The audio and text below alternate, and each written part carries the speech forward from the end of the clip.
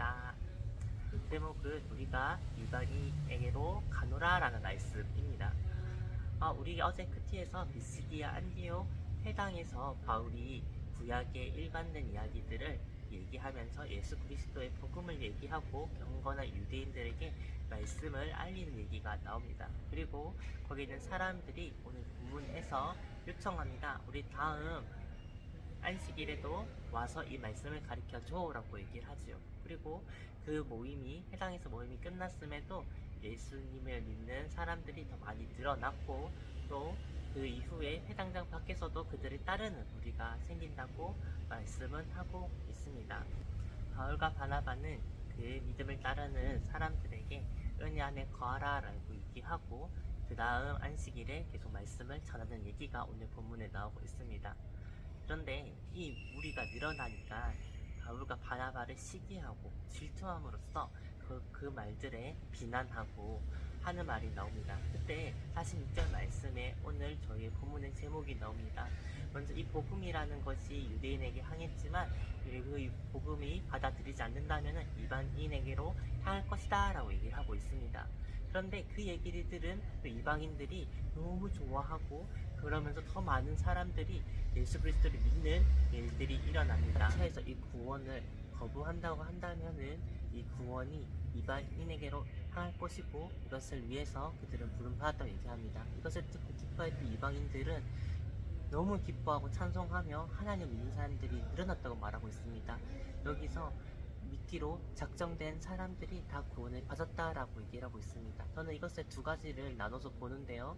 바로 자처하고 작정된 것입니다. 이것은 우리가 스스로 자처해서 구원의 여부를 청구할 수 있다는 이런 것이 아니라 우리가 이 구원이라는 것이 있을 때 두 가지 요소가 다 볼 수 있다는 것을 볼 수가 있습니다.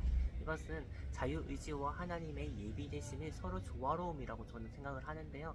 인간의 자유의지로 이것을 거부할 수 있었던 이 자처함과 그리고 하나님께서 그들이 이방민족들이 믿고 이런 것들이 하나님께서 예비한 작정된 것을 우리는 볼 수 있습니다. 핍박이 많아져서 비시디아 안디옥을 떠나간 얘기가 나오는데요. 그때 제자들이 기뻐하고 성령 충만했다라고 말하고 있습니다. 이것을 바울과 바나바라도 볼 수가 있겠고요. 그러나 바울과 바나바가 세웠던 사람들일 수도 있고요. 그리고 바울과 함께 다녔던 그 제자들일 수도 있을 것 같습니다.